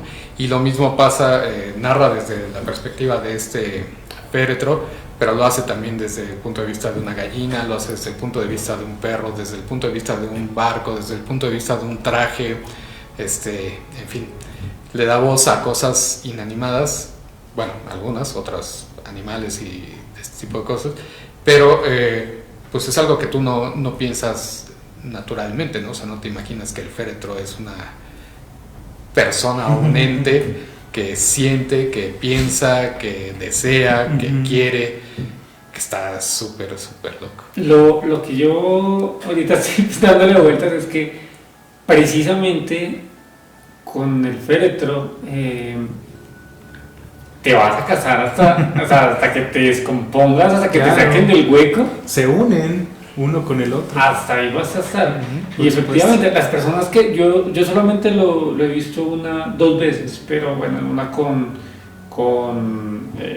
desde en un cementerio, otra en una fosa común, cómo sacan un cuerpo. Y efectivamente, lo que normalmente pues cuando uno lo entierran, normalmente pues va la persona con el traje. Sí, claro. Muy elegante, maquillado, peinado. Y dentro de un ataúd. Cuando a uno lo sacan, después de unos años, allá en Colombia es más frecuente que acá en México, creo. No sé, pues lo hablo desde mi familia mexicana. La costumbre es que los entierren encima y no saquen el cuerpo. Allá en Colombia sí tienes que sacar el cuerpo que enterraron para posteriormente enterrar el siguiente. ¿Y qué le hacen, amigo, al cuerpo? Ahí, primero, obviamente, tienen como el cálculo de más o menos a qué profundidad lo enterraron. Lo sacan, y cuando ya empiezan primero obviamente con pala, con retroexcavadora pequeña, y después ya con pala. Y efectivamente todas las partes del cajón ya no están. Hay madera muy muy pequeña, vidrio, ahí todavía se encuentra. Y lo que yo que recuerde eso, pues fue hace como 8 años. No había telas, pero sí estaban la mayoría de los huesos, muchos muchos no otros. Partes de los dedos era lo que decían que siempre se iban a perder, que eran muy pequeños y que por ese mismo motivo no se encontraban. El cráneo, si lo encuentran. Pelos, amigo. Pelos, sí. Algunos, pues es que pues si no encuentras pues como la parte de eso. Los huesos más grandes como que es lo que pero no es como que los encuentren en la misma posición, sino si se trata de se encoge el cuerpo, no sé qué es lo que sucede y al final de cuentas encuentran los huesos en diferentes posiciones.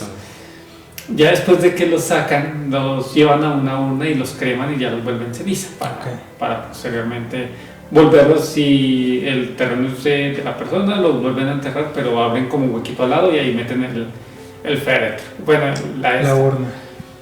Y efectivamente pues se unen, como dicen en este relato, se une el cuerpo con el ataúd, entonces no es... Lo que sí, ¿sabes qué? Recuerdo que había que a mí se me hizo extraño, acá en México no he visto, pero es normal que en las coronas de flores, que cuando le lanzan, cuando la persona ya la están enterrando, muchas de ellas tienen unicel, y el unicel todavía estaba intacto. Como el día que las lanzaste, es algo que si no se vio, sí, por supuesto. Entonces si es algo que no se descompone y lo ves ahí y dices no juegues. La contaminación no es algo tan sencillo que es en el sentido de enterrar a alguien, pero si es te unes con el ataúd. Entonces estoy pensando en eso de cómo sería mi ataúd cuando me muera, cómo va a ser, con quién me voy a unir. A ver, Tania dice, la historia del perro está genial. Sí, La noche del perro es un cuentazo. Ese no quisiera hablar mucho de él porque ese sí vale la pena que lo lean. ¿Ya lo leíste? No me he atrevido a leerlo, amigo. Es que, para las personas que tenemos perros, es un cuento súper fuerte. O sea, sí, es muy, muy triste. Entonces, yo con lo que me han platicado tengo, amigo. Pero sí es un cuentazo. Me lo salté, pero sí, pues lo voy a tener que leer. Sí, quien pueda, búsquelo. No sé si está en internet, supongo que sí. La noche del perro es un cuento genial. Y si no avísenos, pues tenemos estos libros de Tario en formato digital. Entonces, si alguien lo quiere, pues se lo podemos compartir. Claro. Me recordó también, ahorita que sí está. ¿Sí está? Bueno, sí. La noche del perro. Ajá. Gran cuento. Ya lo encontró. La polca de los curitas, amigo. La polca de los curitas. Que también es un tipo de monstruo, ¿no? Zombies. Sí, claro. Otro cuento de Francisco Tario que viene en otro libro distinto, que es un libro dedicado a los fantasmas, incluso, ¿no? Que es Tapiocaín, Mansión de Fantasmas. Y es un cuento que se llama La polca de los curitas. Platícales, amigo, ¿de qué va? Pues parece comenzar como la historia de una enferma mental, ¿no? Esquizofrénica. De una esquizofrénica, de una mujer que está escuchando todo el tiempo una música en sus oídos, y de su esposo que pues está lidiando con esta enfermedad, ¿no? Que no sabe cómo ayudarle a su mujer, que todo el tiempo está escuchando una polca y que se está desesperando porque le dice, ya diles que se callen, ya dile a ese de la tuba que le baje, ya dile al del guitarrón que ya me molestó muchísimo. Y entonces pues está esta historia desde el punto de vista, estamos viendo al esposo desesperándose por no saber cómo ayudar a su mujer, hasta que de repente la mujer desaparece. Y sin dar demasiados spoilers, pues sucede que este síntoma o esta enfermedad, virus, esta música que está invadiendo la cabeza de la señora, pues se comienza a propagar por todo el pueblo, ¿no? Y hasta que termina pues rompiendo el pueblo, ¿no? Deshaciendo el pueblo y llevando a un final muy curioso, ¿no? Un final que no tiene tampoco demasiada explicación, y que, insisto, inicia como tal vez un cuento de esquizofrenia, de enfermedad mental, pero que la verdad es que al final parece ser un cuento de zombies. Sí. Escrito en los años 50. Exacto. En México. Estaba leyendo no lo leí completo, La noche del perro. La noche del perro. Es muy cortito aparte, ¿no? No tanto, pero No, si es algo que... bueno. sí, no es tan corto. Pero no juegues, solamente al inicio. Sí. Te quedas como... Terrible, sí. Como wow. Dice Juanma Belgetón, saquen el bacacho. Sí, Juanma. saquen. Saludos, Dice Tania, ese bacacho tan famoso. Saludos. Podríamos Y- hablar de Bacardí también, Sí, un también. programa completo. Sotero Javi, el cuento del micro. Del mico. mico. Yo todavía no llego a él. También amigo. es un Yo todavía no cuento llego. raro, es un cuento. Pero bien loco. entonces, Que dicen que mucha gente piensa que es de lo mejor de Tario. Sí, ese cuento, bueno, ¿verdad? Bernal dice que es el mejor cuento de Tario. No sé si yo estoy de acuerdo en eso, pero sí es un gran cuento. También leer a Tario no es tan sencillo, ¿no? Estos libros más bien estos cuentos de la noche, como digamos, pues más Amigables. amigables para un lector que no sea tan comprometido. Yo creo que esos son muy buenos. Hay otros cuentos, hay otros textos de Tario que sí son mucho más rigurosos, que exigen Sí. otro tipo de lectura, La puerta en el muro, por ejemplo. pero que merecen la pena Sí. ser leídos, sin duda. Como reto está muy interesante entrarle a Tario, ¿no? O sea, de verdad, si tenemos ahí en el público lectores que se precien de ser lectores, escritores que se precien de ser escritores, entren a Tario porque sí es otro nivel. está muy sellado el man. Es una joya mexicana, amigo, ¿no? A final de cuentas, él influenció muchísimo a Juan Rulfo, o sea, a los grandes escritores que venían en ese boom mexicano de los años de los 50, principios de los 60, no se podrían, yo creo que entender sin Tario. Y Tario mucho tiempo estuvo escondido, ¿no? Ahora sabemos que Carlos Fuentes, Ujú. siendo un jovenazo, le llevaba a Tario sus textos para que Sus se los primeros revisara, cuentos, sus para que se primeros los cuentos. Dice Paco, el mejor cuento. ¿El mico? Ajá. Bueno, ya hay dos. Ya es de- Ya hay dos de expertos Bernal. que dicen Sí. que es el mejor de Tario. Dice Lu, dice, ¿cuándo una colaboración con Amor Diverso? Pues cuando los invites, porque si no los invitas como para cuándo, o sea, Exacto. ¿Y supimos quién era el rastrillo o cómo era el Sí, Lu, dime quién es el rastrillo, porque no sabemos quién es el rastrillo. A mí me suena mucho a Silent Hill, así como... Digo, la leyenda del rastrillo. dice. Sí, algo así. Creo que ya no puedo ver el comentario. A ver. Trífodos dice la leyenda de The Rake, o también conocido como el rastrillo. Pues a ver si nos platica de qué va Sí. el rastrillo.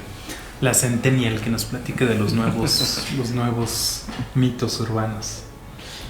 No juegues. Bueno, Lovecraft, como muy conocido para... Es muy conocido, amigo. Mucho. Muy conocido. Lovecraft ya Es el papá de los pollitos. lo leen desde la Terror. secundaria los chavos. Ahora, Horror. Howard Philip Lovecraft. Me falta el tomo 2, ¿no? Este es uno de sus obras. Bueno, es una edición de Book Trade de sus obras completas. Me falta el libro 2 que mi amigo Iván tiene. Ya lo estás quemando, ¿no? Amigo, no se me ha olvidado, estás en la lista. Estás en la lista y ahí tienes el número 2, el que falta en esta configuración. Y también traje aquí un ensayo de Lovecraft donde habla sobre el horror sobrenatural en la literatura. Vale muchísimo la pena leerlo, pues hace un repaso de un poquito de esto que platicamos, ¿no? Desde la mitología, desde la antigüedad, cómo ha ido evolucionando el cuento de terror. Hay un libro que ando buscando desde hace varios años y a ver si alguien me lo pudiera conseguir en el público. Está un poquito no tan fácil, que se llama Historia Natural de los Cuentos de Miedo, de Rafael Llopis, que también es uno de los primeros esfuerzos por ahí de los años 60 de conglomerar todo lo que se sabía de la literatura de miedo, de la literatura de terror, ¿no? Entonces es un libro que debo tener. y que recomiendo mucho pues para cualquier interesado en los temas. Hablar de Lovecraft, pues insisto, es hablar de un punto medio muy importante en la literatura de horror. Lovecraft muy influenciado por la obra de Poe, por la obra de Machen, por los cuentos y las novelas góticas de finales del siglo XIX, y que encontró después de su muerte un nicho de escritores que mantuvieron viva la llama de la mitología de Howard Phillips. Él durante su vida sí publicó muchos de sus textos y sí recibió algo de reconocimiento, sin embargo muere en la pobreza. Como la mayoría, ¿no? Ajá, lo que pasa que él era un escritor que Pues King no. no, King no. King piensa lo contrario. Exacto, también el de Game of Thrones también, Sí, ¿no? ¿no? También está No, nadando en... pero es que es como decir los futbolistas antes, ahora. Futbolistas antes, Pelé no tenía tanta difusión como lo puede tener ahorita Messi. Entonces sí son pues una comparación vaga, pero al final de cuentas los escritores ahora tienen mucho más difusión que lo que la tenían antes. Entonces Francisco Tario también. No sé si eso es así, o sea, hay cierto tipo de escritores que sí, por supuesto la tienen, pero el grueso de los escritores yo creo que ahora es más precario dedicarte a esto que Sí. antes. Antes aparte tenía una onda de glamour y tenía una onda de, digo, por algo les decían intelectuales, que yo no estoy tan de acuerdo tampoco con ese término, pero digamos que antes un escritor regularmente vendía, ¿no? O te pagaban por escribir. Hoy la verdad es que la mayoría de los escritores no es así. O sea, por lo menos en México que vivan bien, no creo que haya más de 20 escritores que puedan vivir muy bien de Y se tienen que acercar mucho a la derecha, ¿no? Se tienen que acercar mucho a la comunicación oficial y a la institución oficial, ¿no? Entonces, pues hay escritores que están dispuestos a hacerlo, otros que no tanto. Ni siquiera en Estados Unidos, que es una gran industria editorial, pues se puede vivir directamente de escribir. Justo de lo que hablábamos, o sea, de los monstruos actuales, estaba viendo una nota donde las novelas más vendidas últimamente son todas estas distópicas, ¿no? O postapocalípticas. Justo porque es lo que espanta ahora, ¿no? Antes eran los autómatas, los robots que se volvían locos, los zombies, todo lo que ya hemos mencionado. Ahora son todas estas novelas de los últimos sobrevivientes o los que quedan con la tierra hecha pedazos y tratan de empezar de nuevo, ¿no? con la historia de la humanidad. Y esas son novelas y escritores que sí venden bien. es que, por ejemplo, Stephen King, que sí es como ahorita de moda. Stephen King, o sea, cuántas películas el año pasado no se adaptaron de sus libros. Pero lleva de moda Muchos años. toda la vida, lleva haciéndose rico toda la vida. Sí, pues le pegó una fórmula, ¿no, amigo? Sí, Le pegó a una industria que también lo acogió. O sea, el caso de esta señora de Harry Potter, ¿no? O sea, son cisnes negros, amigo, ¿no? O sea, si un escritor novel está influenciado por esa figura, o sea, de una vez que la piense, porque, o sea, es una posibilidad muy pequeña. Es como los futbolistas, y los futbolistas yo creo que son mucho más, ¿no? O sea, si tu sueño es ser futbolista profesional, pues está bien, pero... Si juegas bien, tienes el chance. No, ya no, ni siquiera porque juegues bien, amigo. Influyen un montón de factores, ¿no? Tienes que estar en el lugar propicio, en el momento propicio, y tal vez tener el dinero adecuado propicio, y así muchas cosas, ¿no? Sacrificar muchas cosas. Entonces, porque es una industria piramidal en el que vemos al ganador, ¿no? Pero no vemos a los cientos de miles que se quedaron en el camino. Entonces, pues algo bello de la literatura es que si te despojas de esa pretensión de vivir de la literatura, de hacerte famoso, de que tu obra la conozcan millones de personas, de que hagan una película, puedes escribir una gran obra. O sea, no tener esa presión de agradar, pues te puede ayudar a encontrar tu propia voz y tu propio estilo y la propia historia que quieres contar y que nadie más va a contar como tú. Y en ese sentido, pues puedes escribir una gran obra y que sea conocida o no sea conocida ya pasa a segundo término, ¿no? Yo creo que lo más importante además es escribir algo que a ti te gustaría leer. Claro. ¿No? O sea, si escribes como dices por agradar o por entrar en esta moda, seguramente no va a salir nada bueno. Entonces escribe lo que quieras leer, muérete con la tuya y ya. Que al final de cuentas pues ese es el propósito del arte, ¿no? Encontrarte a ti mismo, ¿no? Volvemos al punto, así este proceso de autoconocimiento que te lleva a generar una obra completamente tuya. Y en ese sentido pues no hay reglas, ¿no? Y puede trascender o no, pero pues es una meta individual, ¿no? A mí en lo personal, por ejemplo, hace rato que hablabas, ¿no? De que si te sales al bosque ya no te encuentras. Yo creo que si yo no leyera y escribiera, yo no le encontraría mucho sentido al mundo, amigo. O sea, a mí me aliviana mucho, así como explorar este arte, pues, ¿no? De verdad me volvería loco si solamente tuviera mi trabajo y solamente tuviera lo normal que tengo y que se agradece, por supuesto, pero la sociedad nos hace neuróticos, pues, ¿no? Entonces son vías, pues, no es la única, pero hay muchas, pues. Entonces, pero bueno, pues para no perdernos del tema, porque ya nos pusimos filosóficos y existencialistas, estábamos hablando de Lovecraft, ¿no?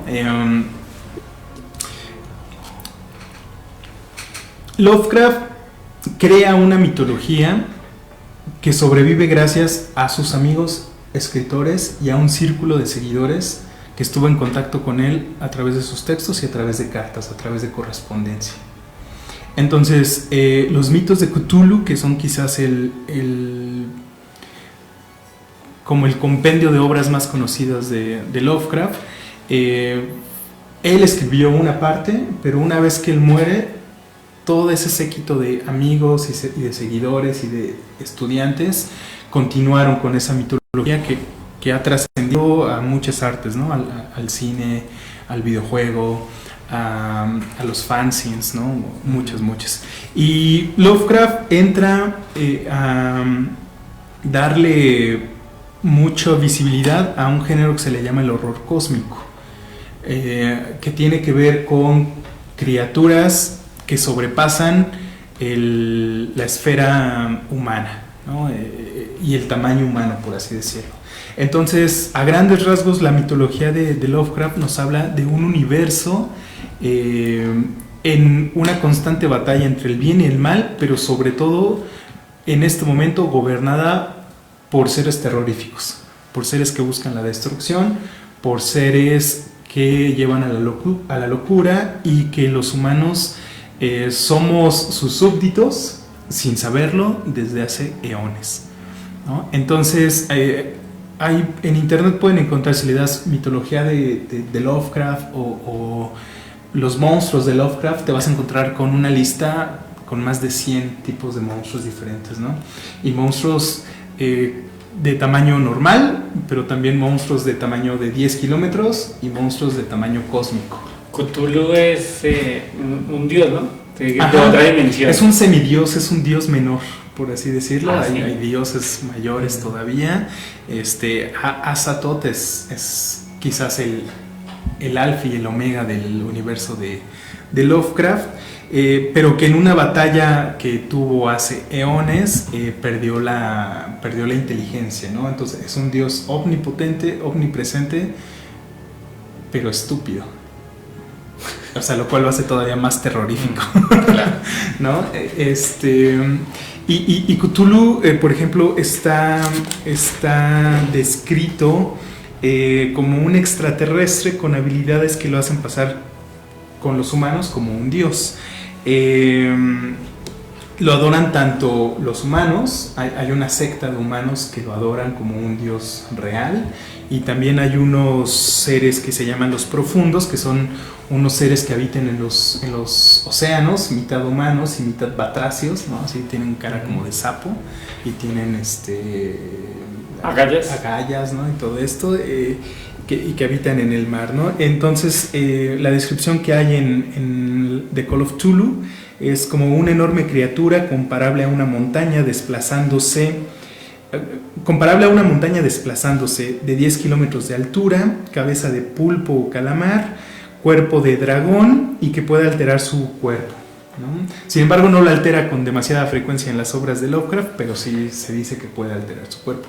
Hay videojuegos de Cthulhu, hay canciones de Cthulhu, hay películas, hay animaciones. Yo me acuerdo de Cthulhu por South Park. Sí, claro, por supuesto. Sí, o sea, ha permeado la cultura hay popular. dibujos, hay arte visual, arte gráfico bien padre sobre Cthulhu. El saliendo del mar, ¿no? O sea, sí. De verdad yo he querido imaginar cómo sería un ser viviente de 10 kilómetros de altura. Y no he podido, amigo. O sea, no dimensiono 10 kilómetros para arriba. Sí, no. Pues, ¿no? O sea, no sé cómo sería su sombra, cómo sería escucharlo. O sea, es una locura. Y Lovecraft es parte de sus singularidades y también de las cosas que de pronto los que no les gusta Lovecraft critican, que mucho de las descripciones de Lovecraft son muy ambiguas, ¿no? De hecho, todas esas descripciones que no son descripciones ahora ya se conocen como Lovecraftianas, ¿no? Porque es muy dado a hablar de lo inconmensurable, de lo innombrable, de lo inefable, inenarrable. Las personas que entraban en contacto con alguno de estos seres automáticamente se volvían locas, perdían la cabeza. Entonces toda la mitología que conocemos de Lovecraft, y te digo, si hacemos una búsqueda en Google vas a ver mucha arte y vas a ver muchos dibujos de estos seres, pero todo lo que podemos conocer de ellos en sus letras es periférico, ¿no? Es a través de medias descripciones, es a través de rumores, es a través de mitos muy antiguos, de libros muy antiguos, ¿no? De sectas muy antiguas, de viejos rituales. Entonces, de verdad es un autor que recomiendo mucho. Insisto, ahora ya lo leen los adolescentes, ¿no? Ya no es tan terrorífico como pudiera parecer.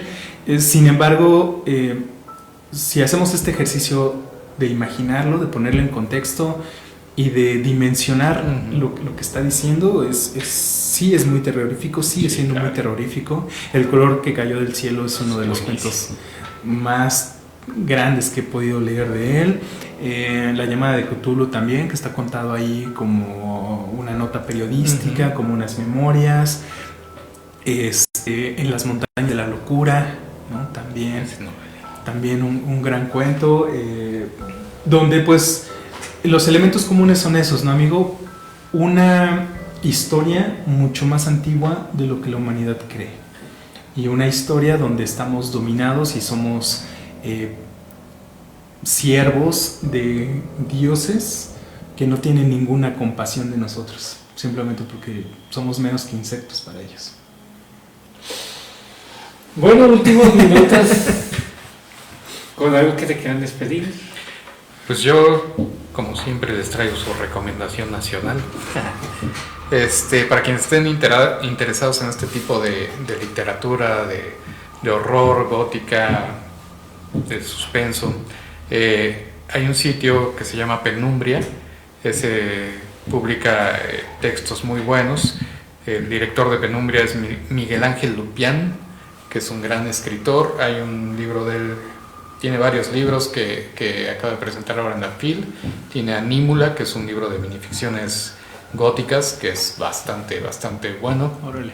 Está Lola Ancira, que es una escritora muy joven, que también acaba de publicar otro libro. Todos son de terror, son libros muy buenos. El de Alma Mancilla, que es una novela distópica que se llama El Predicador. Es una novela también del fin del mundo, que es bastante buena. Entonces, pues esos búsquenlos, no se van a arrepentir, es buena literatura. En línea yo les puedo recomendar la revista Espejo Humeante, para hacer el comercial completo. Es una revista que ya tiene 5 números publicados de manera digital, y cada número es un número temático. donde publicamos textos de escritores invitados, Ricardo Bernal, Alberto Chimal, José Luis Zárate, Víctor Grípoli, pues ya nos han hecho favor ahí de dar algunos muy buenos textos, y donde también se publican textos de escritores jóvenes, de escritores que mediante una convocatoria pues nos hacen llegar sus textos y que después de una selección pues publicamos en esta revista. Insisto, ya son 5 números temáticos. El primero tuvo que ver con Ucronías, el segundo con el fin del mundo, el tercero con el tiempo, el cuarto con ecoterrores, y este quinto número que se acaba de publicar, que fue sobre el tema de ciudades, ¿no? Entonces pueden todos dentro del espectro latinoamericano de la ciencia ficción, pero pues que hablan de, insisto, de las pandemias, de los virus, este último de ciudades, pues de cómo el ente que habitamos pues también nos atraviesa, ¿no? Y da forma al pensamiento y a un montón de ¿cómo llamarlo? Manifestaciones humanas y no humanas. Entonces eso lo pueden ver en Facebook, en Twitter, Espejo Humeante Revista, o si me echan un grito por WhatsApp, yo también les puedo compartir los 5 números. Ok, pues agradecerles primero pues por el tiempo que se tomaron para ilustrarnos sobre la literatura y monstruos en la literatura. Yo ya le pedí prestado uno de los libros de Lovecraft para poderlo leer. Obviamente pues toca echarle ganitas porque sí se ve como grande. Pero bueno, saludos a Paco. Lu dice: la leyenda del rastrillo es un ente que desde hace años habitó nuestro mundo. Muchos dicen haberlo visto, otros dicen que es la mascota de Slenderman, debe ser una creepypasta. Sin embargo, no tiene como tal un origen fijo. Hay algunas versiones que dicen que antes de ser una criatura realmente aterradora, era un hombre el cual lo secuestraron e hicieron experimentos con él. Otras versiones dicen que escapó del mismo infierno. Obviamente le mandamos para abajo, pero sí debe ser una creepypasta. O sea, meten a Slenderman de una vez creepypasta. ¿Las creepypastas son como mitos ya urbanos, digo?